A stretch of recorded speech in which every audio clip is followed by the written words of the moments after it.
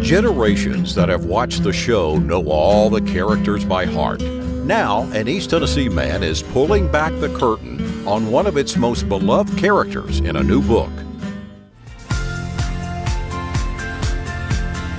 Going My Way, hosted by Alan Williams, sponsored by Lexus of Knoxville. Even though Barney was a goofball, Thelma Lou was always his girl. Tim McAbee was intrigued as well, co-authoring a book on the life of Betty Lynn. It's her story, but we recorded it over the last, we'll say, 20 years, actually. Tim, there's Andy Griffith, there's Don Knotts, there's Opie, there's umpteen other characters in the Andy Griffith Show. Why Thelma Lou? You know, I guess it's because I had more time with Betty Lynn, and I had the opportunity to hear some of her wonderful stories about not just her career, but her life, which was pretty incredible, actually, over the 95 years that she lived. Tim says it took a while to convince her to tell her story. She was sure no one wanted to hear it, unless the stories were scandalous. Tim and Jim Clark finally made it happen. Betty Lynn was born in Kansas City, Missouri, raised by her mother and grandparents.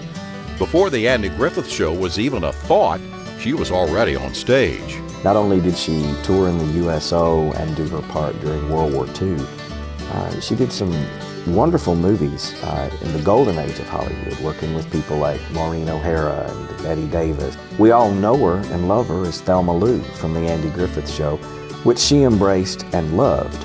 Do you think after Andy Griffith she was more or less typecast in that role? I agree with you. There was some typecasting, and she acknowledges that in the book. But at the same time, she loved the character of Thelma Lou. She knew her very well, and she embraced that. So what kind of personality did she have? Because what we see on TV, was that kind of the way she was in life, or was she different than that?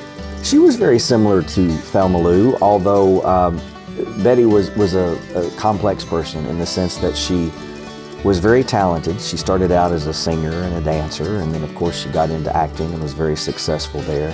Her faith was also very important to her. It's ironic that we're doing this interview in a church today because she was a devout Catholic and was quick to share with people throughout her life what her faith meant to her, especially during the hard times, and she certainly had some hard times. Life imitated art in Betty Lynn's later years. She moved to Mount Airy, North Carolina, literally where Andy Griffith grew up, a town they called Mount Pilot in the show. Becoming Thelma Lou, My Journey to Hollywood, Mayberry and Beyond can be found on Amazon. Sadly, Betty passed away in October of 2021 at the age of 95. Going My Way, I'm Alan Williams.